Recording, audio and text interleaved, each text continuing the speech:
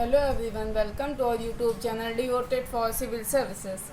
तो जैसा कि मैंने कहा था, या तो मैं बैंकिंग सिस्टम या मनी मार्केट शुरू करूंगी। तो मनी मार्केट को समझने के लिए बैंकिंग सिस्टम समझना थोड़ा ज़्यादा ज़रूरी है, यानी कि उसमें इसके टर्म कुछ यूज़ होते हैं। तो पहले इसको समझ लेते हैं, फिर बाद में समझेंगे मनी मार्केट। ठीक है।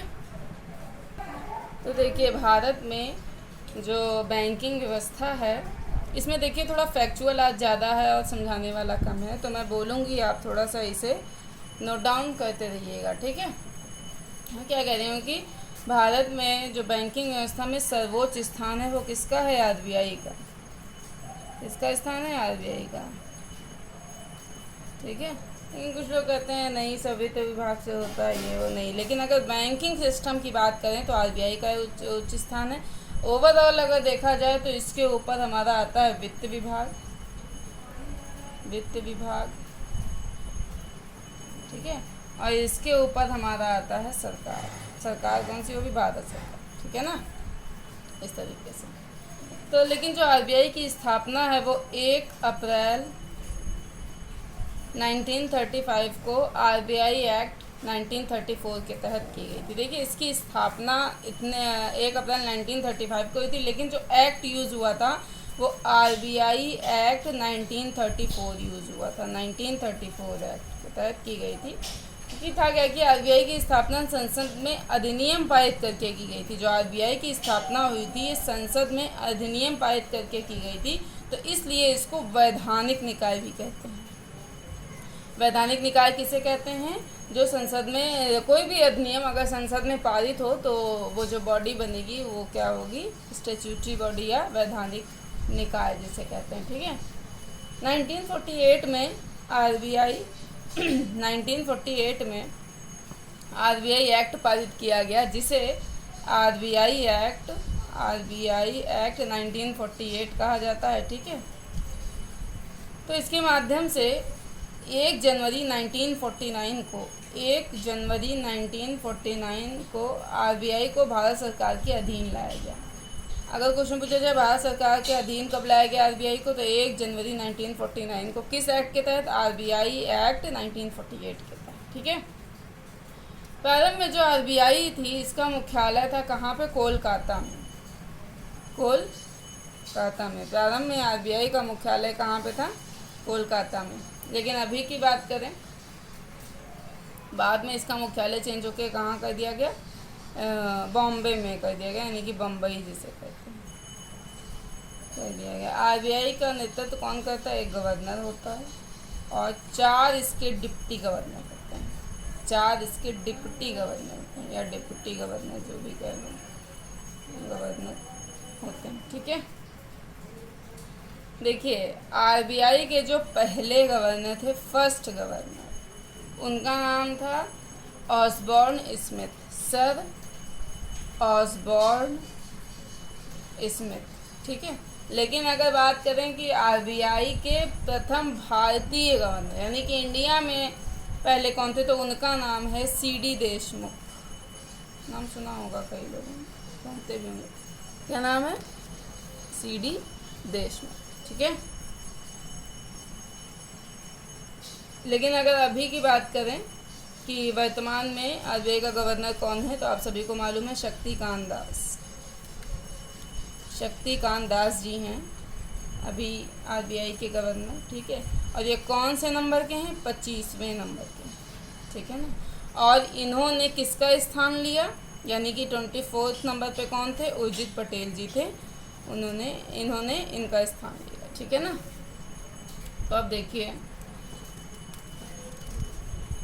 अच्छा, आप कमेंट सेक्शन में जा करके ये जो मैंने वैधानिक निकाय बताया था ना, 1-2 एग्जाम्पल और ज़रा दे दीजिए। वैधानिक निकाय कौन कौन से होते हैं? आप तब तक कमेंट करिए, मैं आखिरी में आपको बता दूंगी वैधानिक निकाय कौन कौन से। ठीक है। फिर देखिए उसके बाद में क्या है,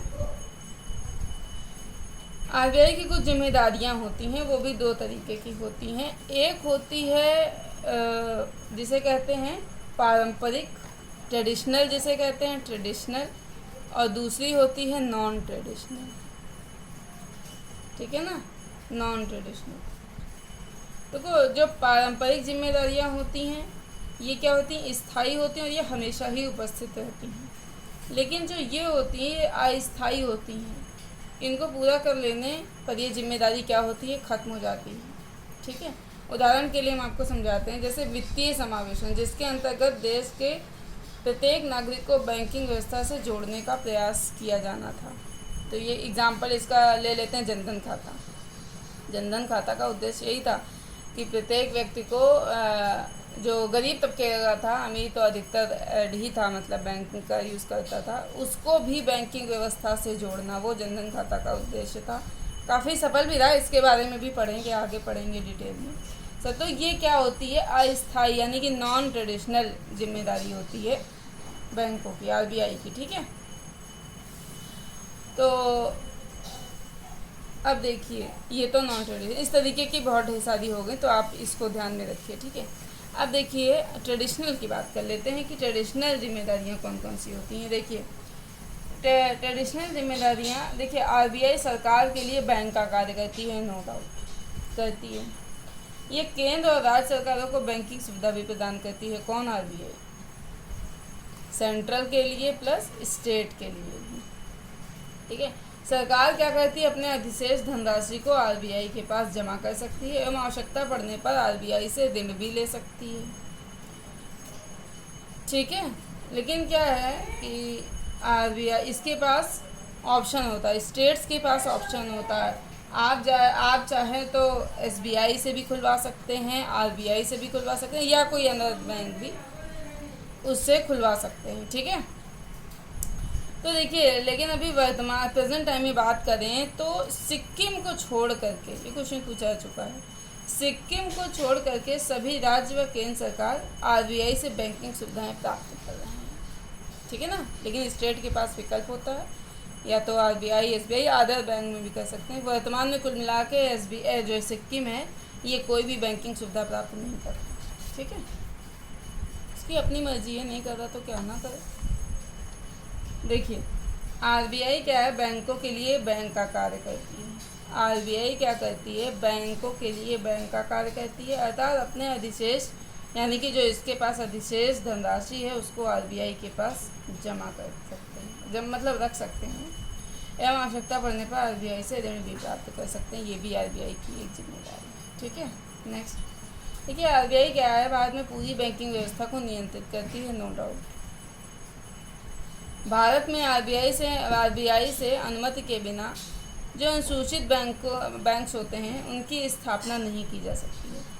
आरबीआई से बिना अनुमति के जो शेड्यूल्ड बैंक हैं, अनुसूचित बैंक जिसको कहते हैं, उनकी स्थापना नहीं की जा सकती। भारत में कार्यरत एक विदेशी बैंक आरबीआई से बिना अनुमति के नई शाखाएं भी स्थापित नहीं कर सकता। मतलब ये हो कि कोई बैंक हो, मान के चलो बैंक ऑफ इंडिया, और ये नई अपनी मर्जी से कहीं जाके स्थापना कर ले, अपने एक शाखा मतलब खोल ले दूसरा, लेकिन ऐसा नहीं, वो पहले उसको आरबीआई से अनुमति लेनी पड़ेगी तब होगा ऐसा। ठीक है, होना क्या चाहिए कि ठीक है एक भारतीय बैंक आरबीआई से बिना अनुमति के नई शाखाएं स्थापित नहीं कर सकती, नो ठीक है बढ़िया, लेकिन परंतु जो भी बैंक होगी उसकी कम से कम 1/4 यानी कि 25% शाखाएं ग्रामीण क्षेत्रों में भी होनी चाहिए जहां अब तक बैंक उपस्थित नहीं है, ये भी एक शर्त होती है। यानी कि उसकी आरबीआई की जिम्मेदारी होती है ऐसी देख रेख करना कि 25% उसकी शाखाएं हैं या नहीं है ग्रामीण क्षेत्रों में। देखिए आरबीआई कुछ श्रेणी के गैर बैंकिंग वित्तीय कंपनी यानी कि एनबीएफसीज को भी नियंत्रित करती है। इंग्लिश में इसको कहते हैं नॉन बैंकिंग फाइनेंशियल कंपनीज। ये क्या होते हैं, बैंक की तरह काम करते हैं लेकिन ये बैंक नहीं होते, इनके बारे में भी पढ़ाऊंगी आगे है, अभी थोड़ा है जब इस जिम्मेदारियाँ वो समझ लीजिए। और भी इस तरीके के हैं जैसे टाटा फाइनेंस, मुथूट फाइनेंस, लेकिन क्या होता है कुछ जो एनबीएफसीज हैं वो आरबीआई के रेगुलेशन से बाहर हैं। जैसे कुछ तो चलो अंदर हैं लेकिन कुछ बाहर होते हैं। जो बाहर होते हैं उनका नाम है आरबीआई के रेगुलेशन से, उनका नाम है क्या कहते हैं, जैसे बीमा कंपनी आप ले लीजिए, है ना, ये बाहर। तो अब आगे देखिए और इसकी और दूसरी क्या जिम्मेदारी होती है? आरबीआई की जिम्मेदारी होती है मौद्रिक नीतियाँ जारी करना, हम पढ़ा भी चुके हैं। ये आरबीआई की एक जिम्मेदारी होती है। इसी के माध्यम से क्या करती है? मुद्रा के प्रवाह को नियंत्रित करने का काम करती है। ठीक है। और इन नीतियों के माध्यम से आरबीआई क्या करती है? मुद्रास्फीति को नियंत्रित करती है, मुद्रा के प्रवाह को नियंत्रित करती है, साथ ही साथ क्या करती है? आर्थिक समृद्धि का भी प्रबंधन करती है और घरेलू मुद्रा के विनिमय दर को संतुलित बनाए रखती है, जैसे आरटीजीएस के माध्यम से, एनईएफटी के माध्यम से, इस तरीके से नियंत्रित बनाए रखती है। ठीक है। नेक्स्ट, आरबीआई और क्या करती है? भारत में विदेशी मुद्रा का भंडारण करती है। बिल्कुल करती है आरबीआई।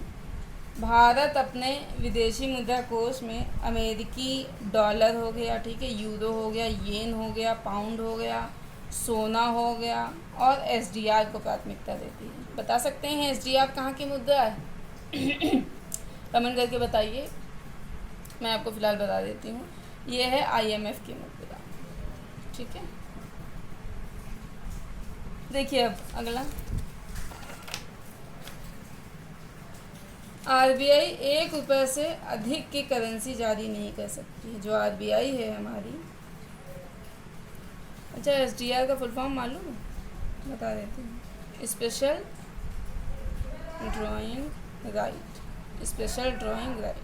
ठीक है, ये होता है इसका। क्या आगे देखिए, आरबीआई का 1 रुपये से अधिक की करेंसी जारी नहीं कर सकती है। 1 रुपये के नोट तथा सभी सिक्के कौन जारी करता है? तो फिर पता होगा आपको, भारत सरकार जारी करती है। ठीक है। लेकिन इसकी आपूर्ति की जिम्मेदारी, 1 रुपये के नोट या सिक्के जो हैं, इनकी आपूर्ति की जिम्मेदारी किसकी होती है? आरबीआई की। ठीक है।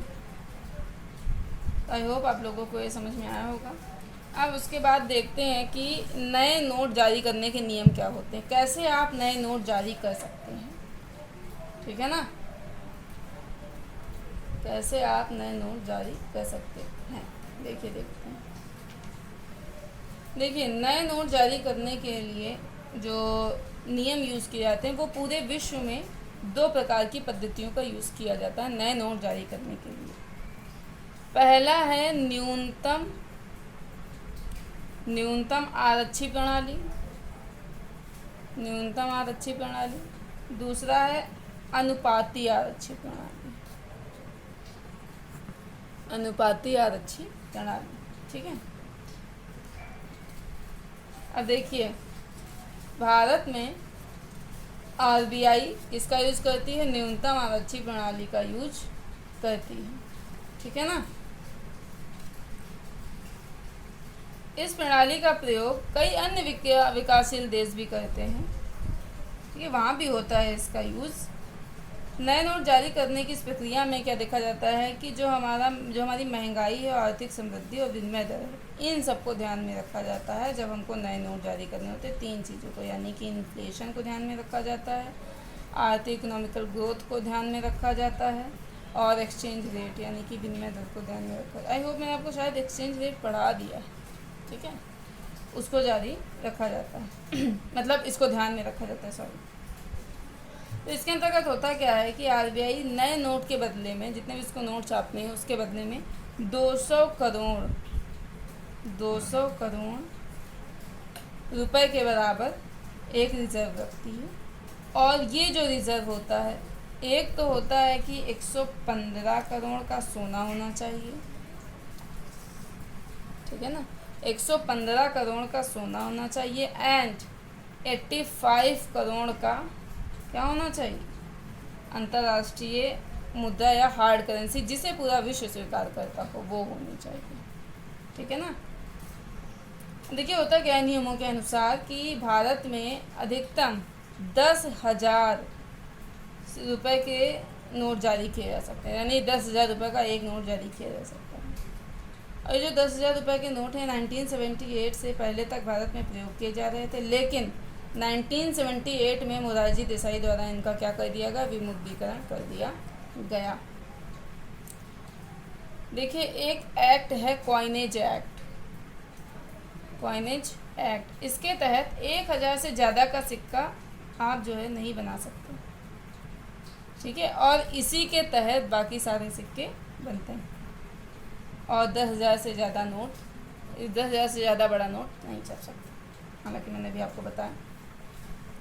आपने देखा होगा जब सिक्का होता है, आप उठा के देखिएगा सिक्का, जैसे मान के चलो ये सिक्का है तो 2015 जहाँ लिखा होता है 2015, उसके नीचे एक यहाँ लास्ट में देखेंगे निशान बना होता है। यहाँ से ये पता, कभी ये बना होगा और कभी देखेंगे ऐसा बना होगा, कभी दो बने होंगे, तो ये इससे पता लगता है कि ये सिक्का कहाँ से बना है, ये इसकी निशानी है। अच्छा एक चीज़ और, जैसे मान के चलो आपने 2000 की नोट जला दी या 1000 की नोट जला दी, आपको मालूम है आपने किसका नुकसान किया? ऐसे तो चलो ठीक है, आपका ही नुकसान हुआ। इससे पता है ऐसा करने से आरबीआई की लायबिलिटी और कम हो गई, आरबीआई की जो देयता थी वो कम हो गई, तो इससे आरबीआई को फ़ायदा ही होगा, बल्कि आपका नुकसान। ठीक है। अच्छा अब ये देखिए, मैंने ये जो आपको बताया इसमें देखिए, भारत में जो करेंसी नोटों का मुद्रण होता है वो 4 स्थानों पर होता है। चारों स्थान इम्पोर्टेंट है, लिख लीजिए। एक तो हमारा देवास, दूसरा नासिक, देवास है एमपी में, ठीक है। दूसरा नासिक है महाराष्ट्र में, ठीक है, महाराष्ट्र में, ठीक है। तीसरा हो गया सालबोनी, जो कि वेस्ट बंगाल में है। सालबोनी का वहाँ पे जंगल है वेस्ट बंगाल में, वो नक्सलियों के लिए काफ़ी ज़्यादा फेमस है, ठीक है। सालबोनी हो गया खैर। और फिर चौथा हो गया मैसूर, यानी कि हो गया कर्नाटक। देखिए ये जो आपको 4 दिखाई दे रहे हैं, इनमें से जो ये 2 हैं देवास और नासिक, ये भारत सरकार के नियंत्रण में हैं, और जबकि जो मतलब नीचे वाले दोनों हैं, इन पे किसका अधिकार है? इन पे आरबीआई का मालिकाना अधिकार, ठीक है। तो समझ में आया, जो नोट हैं वो इतनी जगह छपती है नोट। अब सिक्के का देख लीजिए, सिक्के कहाँ छपते हैं इंडिया में अपने? भारत में सिक्के भी 4 अलग अलग स्थानों पर छपते हैं। उन 4 स्थानों के नाम हैं, लिख लीजिए। नोएडा, कोलकाता, मुंबई, हैदराबाद। इन 4 जगह भारत में सिक्के छपते हैं, ठीक है। अभी प्रेजेंट टाइम में बात करें तो जो अधिकतम मूल्य का सिक्का बाजार में प्रचलित है वो है कितने रुपए का? 20 रुपये का सिक्का प्रचलित है बाजार में, 20 रुपये का। अब देखिए भारत में क्या है, बैंकों का इतिहास रहा है। अब वो क्या इतिहास रहा है इसको ज़रा समझ लेते हैं। देखिए भारत में जो पहली बैंक स्थापित थी उसका नाम था बैंक ऑफ हिंदुस्तान। तो देखिए भारत में क्या है, जो सबसे पहले स्थापित बैंक थी उसका नाम था बैंक ऑफ हिंदुस्तान। क्या नाम था उसका? Bank of Hindustan. इसकी स्थापना 1770 में अलेक्जेंडर एंड कंपनी ने की थी। ये बैंक क्या थी, लंबे समय तक कार्य नहीं कर सकी, इसलिए इसको बंद कर दिया गया, ठीक है। इसके बाद में फिर ईस्ट इंडिया कंपनी ने एक के बाद एक 3 बैंकों की स्थापना की। सबसे पहले उसने की 1806 में बैंक ऑफ कलकत्ता। 1806 में बैंक ऑफ कलकत्ता, इसका नाम बदल करके बाद में 1809 में इसका नाम बदल करके 1809 में लिख दिया गया Bank of Bengal. Bank of Bengal, ठीक है, इसका नाम बदल के कर दिया गया। फिर 1840 में बैंक ऑफ बॉम्बे की स्थापना की गई। 1840 में बैंक ऑफ बॉम्बे की स्थापना की गई। फिर 1843 में बैंक ऑफ मद्रास की स्थापना की गई। 1843 में, ये ईयर बहुत इंपॉर्टेंट है। देखिए बैंक ऑफ कलकत्ता की स्थापना 1806 में, 40 में बॉम्बे की और 43 में मद्रास की, जिसमें कि 1809 में बदल करके कलकत्ता का नाम बदल के क्या कर दिया गया? बंगाल कर दिया गया, ठीक है। तो अब देखिए ये फिर क्या हुआ, 1921 में इन तीनों बैंकों का विलय कर दिया गया, जिस फिर नाम रखा गया the imperial bank of India, ये नाम रखा गया, ठीक है। अब देखिए 1865 में बहुत इंपॉर्टेंट है, किसकी स्थापना की गई? इलाहाबाद बैंक की स्थापना की गई। इलाहाबाद बैंक की स्थापना की गई 1865 में, ठीक है। ये भारत में उसी नाम के साथ कार्यरत प्राचीन बैंक थी, जिसका हाल ही में इंडियन बैंक में विलय कर दिया गया। फिर क्या हुआ, 1881 में अवध कॉमर्शियल बैंक की स्थापना की गई। ये भारत की पहली बैंक थी जिसमें शेयर धारक बनाए गए। क्वेश्चन ऐसे पूछा जा चुका है कि ऐसी भारत की कौन सी बैंक थी जिसमें शेयर धारक बनाए गए, तो उसका नाम था Awadh commercial bank. Awadh commercial bank. फिर क्या हुआ, 1894 में पीएनबी की स्थापना हुई। बहुत इंपॉर्टेंट क्वेश्चन है तो। 1894 में पीएनबी की स्थापना हुई। ये क्या थी, पहली पूर्णतः भारतीय बैंक थी जिसमें विदेशियों का निवेश बिल्कुल भी नहीं था। फॉरेन जो इन्वेस्टमेंट था वो इसमें बिल्कुल भी नहीं था। किसमें, पीएनबी में, पंजाब नेशनल बैंक भाई, ठीक है। फिर हुआ क्या, 1955 में इंपीरियल बैंक ऑफ इंडिया को किसके अधीन कर दिया गया, भारत सरकार के अधीन कर दिया गया। और इसका नाम परिवर्तित करके पता है क्या रखा गया, आप लोग प्रचलित हैं, एसबीआई। तो आगामी वर्षों में 7 अन्य बड़े बैंकों को एसबीआई के सहायक बैंकों के रूप में परिवर्तित कर दिया गया। ये सहायक बैंक जो निम्न है, मैं आपको बताने वाली हूँ वो सहायक बैंक कौन कौन से हैं। वो सहायक, आप लोग नाम फटाफट नोट कर लीजिए, ना लिखूँगी तो टाइम लग जाएगा। देखिए, पहला नोट करिए, स्टेट बैंक ऑफ मैसूर, ठीक है। दूसरा नोट करिए, स्टेट बैंक ऑफ त्रावणकोर। तीसरा नोट करिए, स्टेट बैंक ऑफ पटियाला। चौथा नोट करिए, state bank of Bikaner and Jaipur. पांचवा, स्टेट बैंक ऑफ हैदराबाद। छठा, स्टेट बैंक ऑफ सौराष्ट्र, ठीक है। फिर सातवां, स्टेट बैंक ऑफ इंदौर। देखिए, ये 7 में से ये जो बैंक ऑफ सौराष्ट्र है, ठीक है ना, इसका विलय 2008 में एसबीआई के साथ कर दिया गया। और जो बैंक ऑफ इंदौर है इसका विलय 2010 में एसबीआई के साथ किया गया। बाकी के ये जो 5 हैं, ठीक है ना, इनका विलय 1 अप्रैल 2007 को विलय एसबीआई में कर दिया गया इन बचे हुए 5 बैंकों का, ठीक है। देखिए, सौराष्ट्र का 2008, इंदौर का 2010, बाकी जो है मैसूर, त्रावणकोर, पटियाला, बीकानेर एंड जयपुर और फिर हैदराबाद, इनका विलय कब किया गया, 1 अप्रैल 2017 को एसबीआई के साथ कर दिया गया। उसी टाइम पे क्या किया गया, भारतीय महिला बैंक का भी विलय एसबीआई के साथ कर दिया गया। तो वर्तमान में ना तो ये मैंने सहायक बैंक बताई ये उपस्थित है और ना ही कोई भी महिला बैंक उपस्थित है, ठीक है ना।